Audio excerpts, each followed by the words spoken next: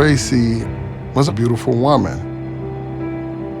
Her personality really kicked it, 5 notches. She's always smiling, but the laugh is the thing, the sound that came when she really let out one of her big laughs. It was great. When she became a flight attendant, it was a pivotal turning point in her life. My wife called me and said that Traci had been missing. She's a flight attendant. She can be anywhere. It's terrifying. The chill overcame me. I just knew something was really wrong.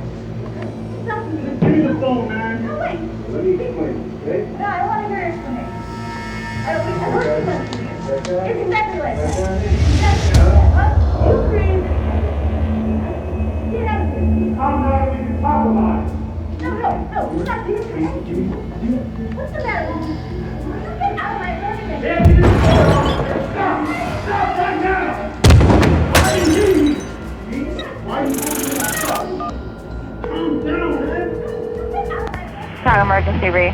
Yes, I'm a neighbor to this apartment, and they sound like they're really fighting over in the next apartment. The call that came in was just a disturbance call about 7:30 in the morning, so there was a loud argument going on in the apartment next to them. And she's really screaming now. Is she calling for help or just yelling? Well, I can't really understand. Okay, thank you. We'll send someone out. A neighbor calls 911 to report a disturbance. What more is he to do? When he doesn't hear from Chicago PD, the man in apartment 705 heads off to work.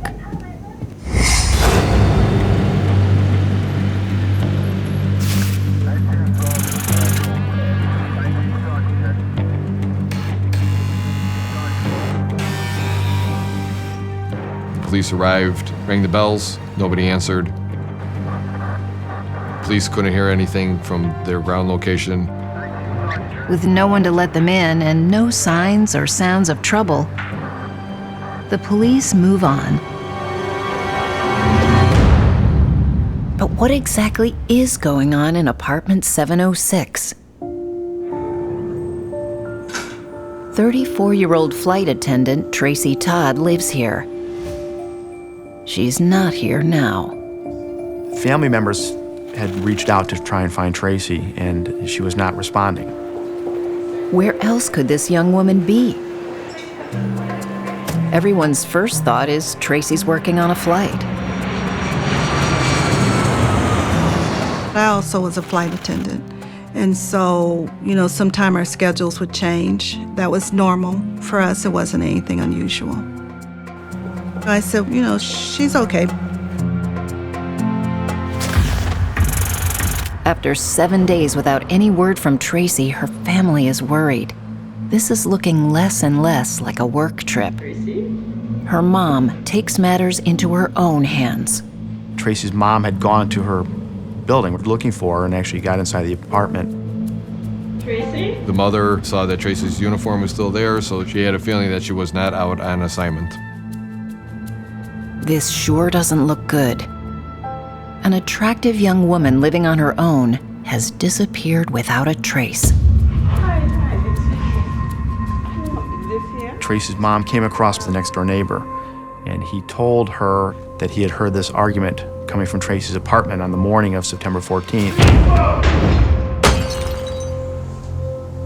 that he had made a 911 call. The police didn't respond to his apartment, so he left for work. He told Traci's mom he heard Traci crying in her apartment and heard a male voice speaking in a soft tone. This is terrifying news for a mom already worried sick about her daughter.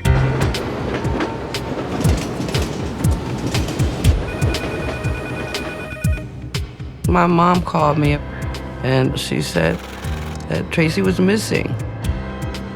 And when she said that, a chill overcame me. I just knew something was really wrong.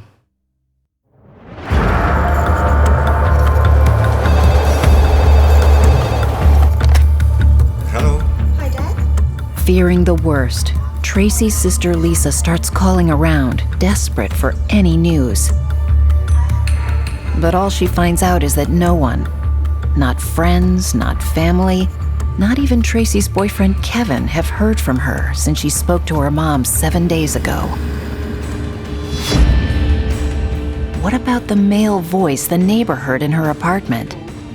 No one has any idea who that could be or even what Traci was up to the night before that fight. Lisa's next call is to Traci's coworkers, and they have some troubling news. A couple of the flight attendants went online and they checked to see if she had punched in. And we found out that she didn't make her actual scheduled job. Then that's when we just panicked. I became alarmed immediately. Traci just did not disappear, especially when she was supposed to fly. She just wouldn't do that. The vibrant young woman's disappearance gnaws at the hearts of all who love her. We were really, really close. We did a lot of things together. We would shop, we loved going out to eat. We've traveled together. We saw each other a lot. She's always smiling, but to hear that laugh, you would understand it's robust. It's still ladylike, but robust, Her friends called her giggles. That's her. There's no question who's the apple of whose eye. But she was a daddy's baby. We spent many, many, many hours together. When she was young, Traci had skin problems and asthma. She still managed to smile through it all. I watched her blossom into a butterfly, as they say, and it was just a joy, and a proud father to sit there and see a beautiful daughter emerge. Happy, successful, daddy's little girl. Right now, there's no way to explain her disappearance, but no one's ready to consider the darker options. We all rallied together and called the police. The police met us at the apartment. Sergeant Anthony Bayo of the Chicago PD has investigated his share of missing women, and he doesn't like what he sees in Traci's apartment one bit. When I arrived at the scene, there did not appear to be any forced entry. Didn't appear to be an act of a burglary. Her purse was there with her credit cards and her work IDs. Her cell phone was still there. Her suitcase is on the bed. She'd never leave her suitcase on the bed. Most troubling for them, I think, was the fact that she had left her luggage on her bed. Flight attendants don't put their suitcases on the bed because suitcases are dirty. Also troubling was the fact that her asthma medication was found in her room. Traci never goes anywhere without her inhaler. But what really has her family worried is not what's still in the apartment, it's what's not. There was a throw rug that Traci kept in her living room that was gone. That was kind of strange. The gut feeling came back again. It's obvious to everyone, Traci hasn't run off on her own. Something's happened to her, and whoever's behind it has a 7-day head start. Part of the initial investigation is we check the local hospitals, make sure they weren't a victim of an accident of some sort. Upon getting negative results from the hospital search, this missing person's turned into a high-risk missing. Traci's life may be in danger, and her family and friends feel completely helpless. As time goes on, you get more and more anxious, trying to find out where she was and who she's with, or is she okay? Everybody was just running around like chickens with their heads cut off, trying to find a needle in a haystack.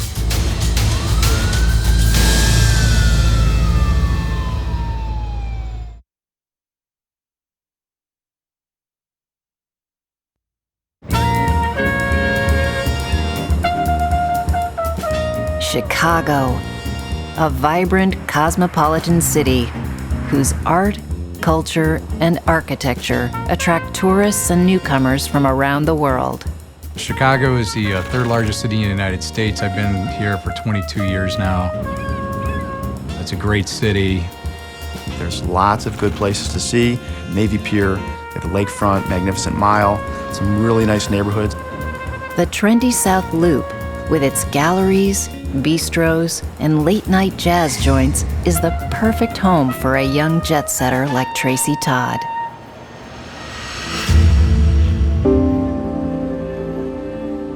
Traci's father is also a familiar face in these parts. He owns a number of parking lots in downtown Chicago.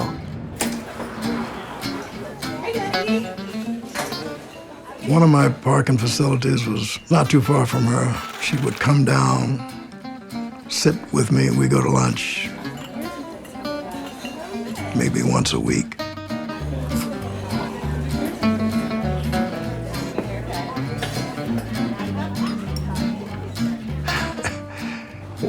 Walking down the street with her,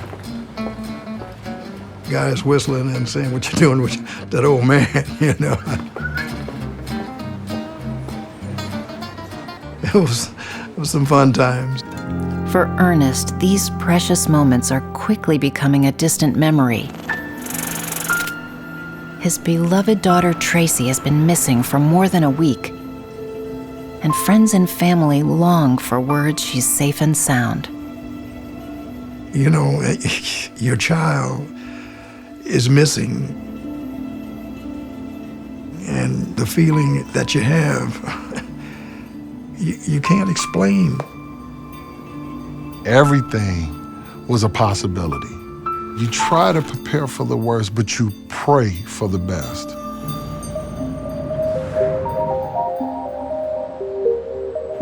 Chicago PD are stumped.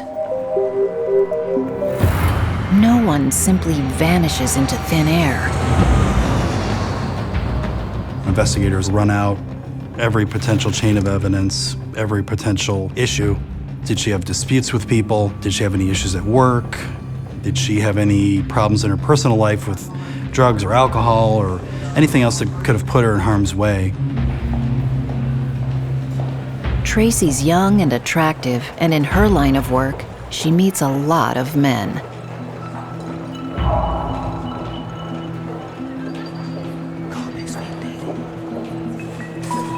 Is it possible she's the target of an unwanted advance at the airport? Or did a secret liaison go horribly wrong? She and I discussed it. You know, you're living alone now. If you go out with somebody that's new, let somebody know where you are, you know. Get his license number.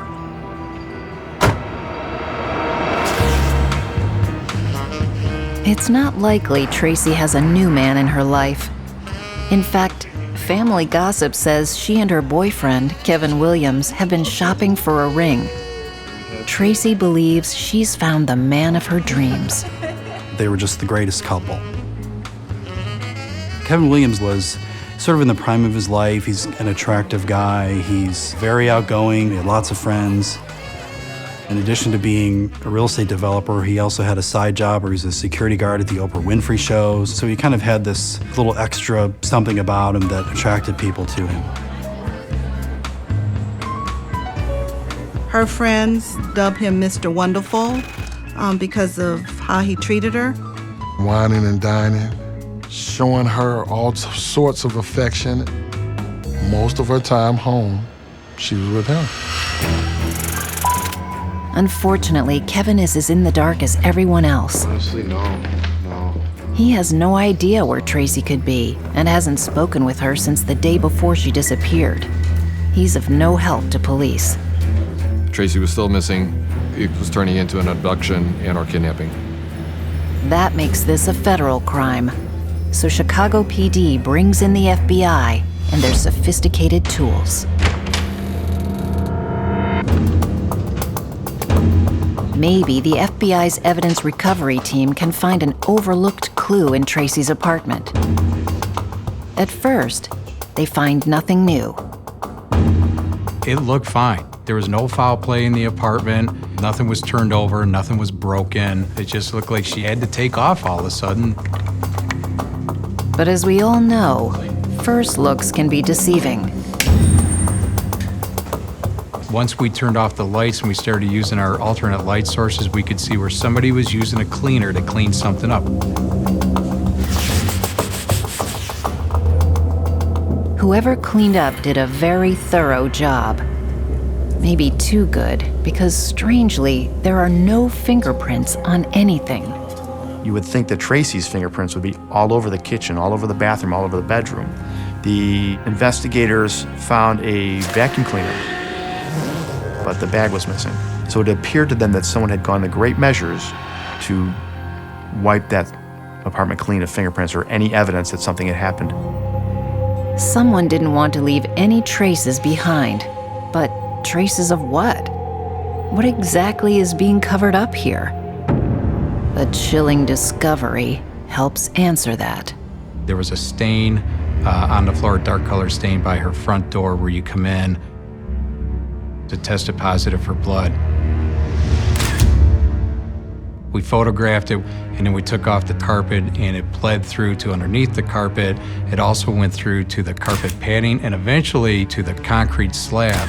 And there was a footwear impression in blood on the concrete slab. It appeared somebody may have set something down there and blood leaked out, and then they ended up stepping in it. The million-dollar question, is this Traci's blood? The cleaning solutions, the shoe impression, and blood samples. Everything is sent back to the FBI lab for processing.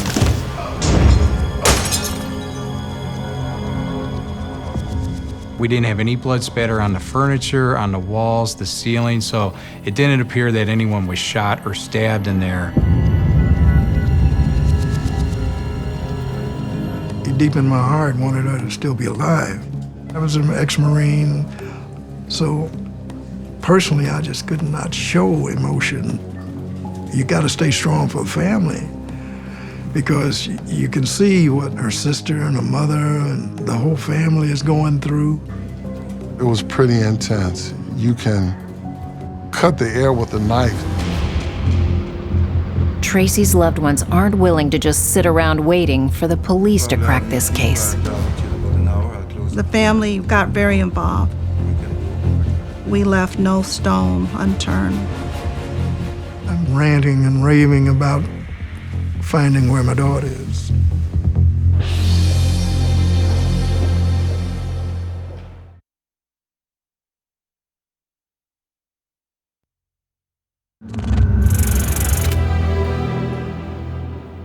It's been more than 2 weeks since vivacious flight attendant Traci Todd was last heard from. Has she been kidnapped? Or worse? Right now, no one knows. Then it's confirmed. The suspicious blood found in Traci's apartment is hers. But that doesn't stop her family from believing she's still alive. After she didn't surface and nobody knew where she was, it's just hard to explain if you haven't experienced this, but it's just something that you feel. I think you can feel their soul, and I think they cry out to you and lead you to finding what happened to them. We put up a reward. Everybody had hopes she was still alive. And this way we could get the word out.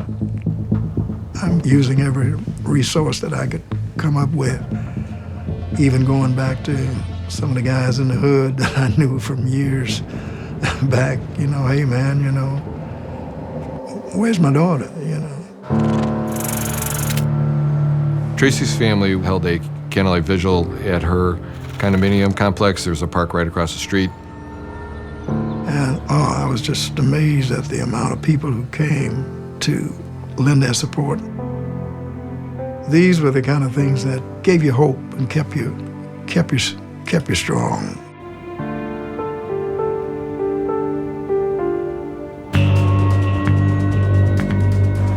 Someone, somewhere, must know something. But until that someone starts talking, police are stuck in first gear. When the information stops coming in, it does get frustrating because now you hit the brick wall. Everything changes with a gruesome discovery on a late autumn morning. A gentleman was walking his dog through Bobian Woods Forest Preserve, and the dog came out of the woods carrying a skull. It's a human skull, and in the fall of 2000, it could belong to any number of missing persons in Chicago. A first look at the skull makes it clear it's been damaged purposefully, and somebody's taken steps to actually blowtorch some of the teeth out of the skull in an attempt to hide who the person's identity is.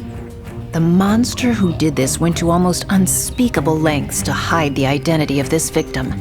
But there's something he missed. Surgical screws deep inside the jaw, and each one has a microscopic serial number. She had jaw surgery at some point. You can look at that serial number right away, figure out who this person is. After 72 agonizing days, the search for Traci Todd is over. The dental work confirms this is her skull. Traci's no longer missing. She's been murdered. I was at one of my parking facilities, and I got the call. They had found the remains, you know, and I was numb.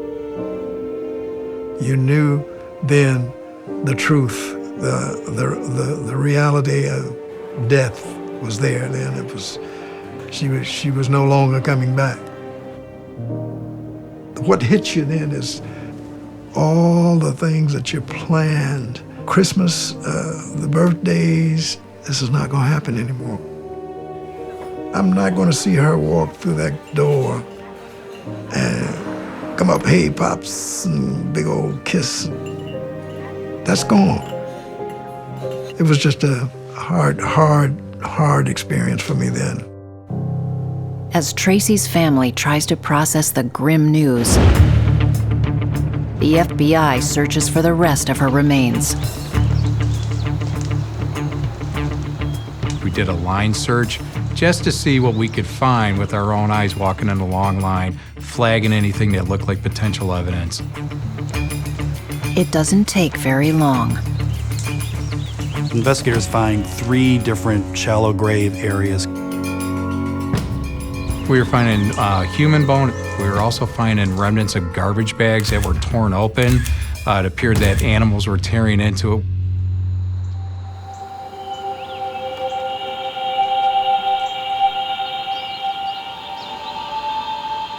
With each new discovery, the horror intensifies. The animals removed the flesh from the bone. She was completely skeletonized. It literally was just bones. There was no tissue, there were no organs, no hands, no feet. The head had been separated from the torso. The torso had been separated from the pelvis. The arms had been separated from the torso as well. So this body was actually dismembered with cutting instruments. I saw it on the news. The first thing I thought was, this is not happening. This is really not happening, you know? But it was. We were best friends, very close. My little baby sister.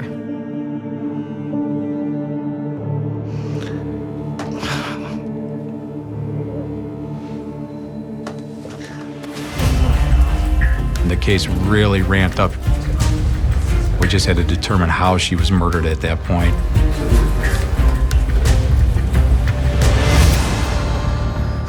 The dismembered bones hold no clues about how Traci is killed. Investigators don't know where to turn until a lucky break. Traci's friends and family were cleaning out her apartment. One of the friends was in Traci's closet and going through a shoebox. And inside a shoe was a receipt. It's a receipt with quite a story to tell. That receipt was for a restaurant that night before her disappearance. Apart from a phone call to her mother, no one knows anything about what Traci did on the night before she disappeared. Her dinner out could finally unlock the mystery. The police went to where the receipt was issued and talked to a server there. Yeah, absolutely. I've seen them together, yeah. And she verified that Kevin Williams and Traci Todd had been there eating dinner and having drinks. She identified both of them in photographs. Really? She was with boyfriend Kevin Williams that night? She remembered the incident very well. She remembered buying them a round of drinks because they were such good customers that evening. That's funny. Williams didn't mention this when he first talked to police months ago. Maybe Mr. Wonderful isn't so wonderful after all.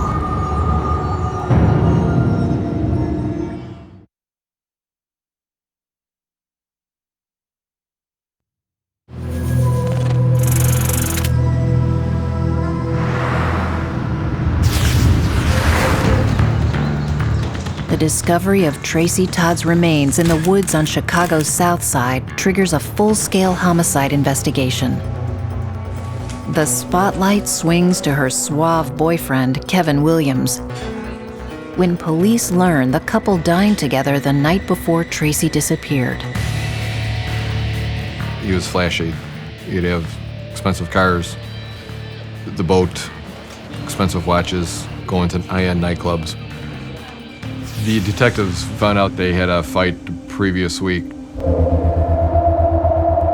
No one knows what the fight was about, but suddenly everyone's talking about Kevin's odd behavior after Traci went missing. You do have a lot of unusual steps that you would expect him to take that he didn't take, including calling her family, putting up posters himself. He just basically withdraws. Hey, sorry to hear that. I mean, I haven't seen her though. All of a sudden, when she's missing, it's almost like he didn't care.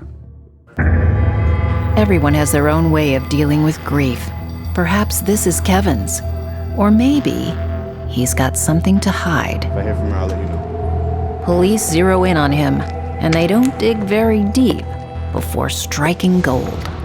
His Range Rover received a parking ticket at 11:50 a.m. the following morning, right outside of Traci's apartment. It's time for police to have another word with Mr. Wonderful. Me and Traci, okay? We're having a good time. To their surprise, he freely admits being with Traci at the restaurant and getting the ticket the next morning. As to her murder, he says he's innocent, and he's got an explanation. Kevin Williams' version is that he did, in fact, go out with Traci Todd. They had a date where they went to a nice dinner. After he and Traci had dinner, they went to another location